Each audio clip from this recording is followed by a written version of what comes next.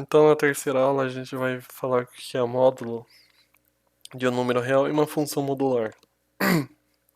Então, módulo, em geral, é quando a gente considera um número, não uma função, é um número qualquer, um número real qualquer, por exemplo, 1, 2, 3, 10, 15, enfim. Qualquer número real a gente denota com duas barrinhas, então o módulo de x vai ser essas duas barrinhas. E o módulo nada mais é do que o valor aqui do próprio número, sem considerar os sinais. Então, alguns chamam isso também de valor absoluto, né? Porque é somente o valor bruto, né? O valor absoluto do número. Outra forma da matemática de escrever isso é como sendo a raiz de x ao quadrado. Então, o módulo de x é a raiz de x ao quadrado. Ok, então vamos considerar um número qualquer, por exemplo, que x é igual a menos a, né? Então, por exemplo, vamos supor que a gente considera um número negativo qualquer, então o módulo de x, neste caso, é igual ao módulo de menos a. Utilizando então a definição aqui, né, que é a raiz de x ao quadrado, então vai ser raiz de menos a vezes menos a. Só que como menos com menos vai dar mais, né? O número negativo vezes o número negativo vai dar um número positivo, então vai ficar a raiz de mais a ao quadrado. E a raiz de a mais a ao quadrado é o próprio a. Ok? E se a gente agora considerar outro caso, que x é igual a mais a. Então o módulo de x vai ser o módulo de mais a, que é igual a raiz de mais a vezes mais a. Só que o produto, então, de dois números positivos é um número positivo também. Então vai ficar a raiz de mais a ao quadrado. Só que a raiz de mais a ao quadrado é o próprio a. Ou seja, então o módulo de um número negativo dá o próprio a. E o módulo de um número positivo também vai dar mais o próprio valor a. Então, em suma, o módulo basicamente está só ignorando, né, todos os sinais. Com isso, a gente então consegue definir é, uma função modular. Então, uma função modular, como a gente tem aqui a parte positiva, né, a gente denota tanto a parte positiva quanto a parte negativa. Então, se a gente utiliza o módulo, né, dá um módulo de um número, a gente não sabe dizer se é positivo ou negativo. Então, a gente precisa considerar as duas partes de uma função modular, tanto a parte negativa quanto a parte positiva. Então a gente consegue escrever uma função real f de x, como sendo duas partes. Então se x, o f de x vai ser x se x for maior ou igual a zero, e menos a se x for x menor que zero. É,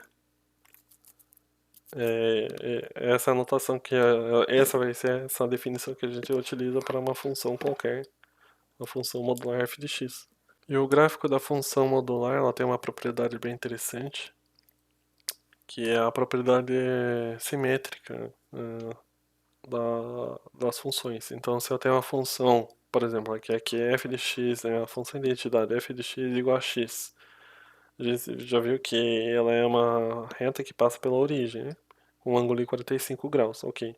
Mas agora se eu tomar um módulo, né, a função módulo de x aqui, é o módulo dessa identidade, a função ela pega e tem esta cara aqui, de forma que ela é como se ela tivesse um espelho aqui em torno de y, né? Quando eu colocar um espelho aqui em y, ela reflete aqui todos os valores aqui vão ser refletidos aqui do outro lado do eixo y, né?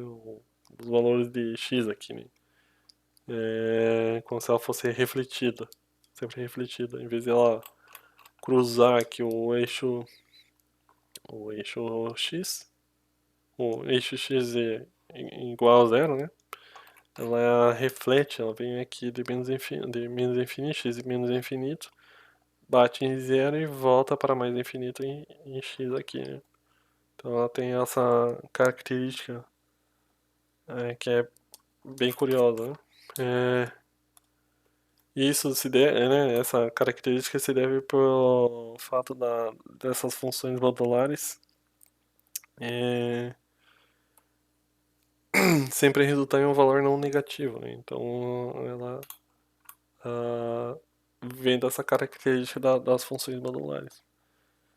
E tem a propriedade, essas funções modulares têm propriedades bem interessantes, então uma das propriedades aqui úteis também é que a multiplicação módulo da multiplicação de dois números, então módulo de A vezes B, né, sendo A e B números reais, vai ser o módulo de A vezes o módulo de B. A segunda propriedade é que ela preserva a divisão, então o módulo da divisão de A sobre B, a divisão de A a B, é o módulo de A dividido pelo módulo de B, se, né, B for diferente de zero. Daí se for igual a zero, isso daqui vai dar 1 sobre zero e isso daria infinito, né? E devemos ter o cuidado também, aqui é o cuidado que é algo importante, que o módulo de A mais B não ele é diferente de A, módulo de A mais módulo de B. Isso, o módulo aqui só é igual aqui, né, no caso da multiplicação e da divisão. Que a multiplicação aqui A mais B é o módulo de A vezes B é igual ao módulo de A vezes o módulo de B. Mas para a multiplicação, desculpa, mais para a soma, né, o módulo de A mais B, ela é diferente do módulo de A mais o módulo de B. Isso daqui não é a mesma coisa. Devido a ter, né, na definição lá do módulo, né, então vamos escrever essa soma lá em termos da definição. Vai ser raiz de A mais B ao quadrado. Então, se abrir esse quadrado aqui, vai ficar raiz de A ao quadrado mais 2AB mais B ao quadrado. E a gente não consegue, né? A raiz, ela não posso fazer a raiz da soma aqui. Ela não tem como simplificar mais essa expressão. Então, não consigo denotar como o módulo mais o módulo de B, módulo de A mais o módulo de B. Isso eu não consigo fazer. O mesmo vale para a subtração. O módulo de menos B, A menos B, é diferente de módulo de A menos o módulo de B. Então isso daqui também é outra coisa que a gente deve ter cuidado. E de fato, na verdade, existe a propriedade chamada da subaditividade. Então, subaditividade, que diz que o módulo de A mais B, ela na verdade é menor ou igual a módulo de A mais módulo de B. Ela não é igual. Quer dizer, em alguns casos ela pode ser igual, mas ela, em geral ela é menor ou igual a A mais B. E também existe outra propriedade que é a desigualdade triangular, que diz que o módulo de A menos B é menor ou igual do que o módulo de A menos C mais módulo de C menos B. Então essas são as propriedades de uma função modular. Quer dizer, né, tanto de um número modular quanto uma função modular. E com isso a gente também, depois a gente vai ver exemplos, a gente consegue escrever uma equação modular.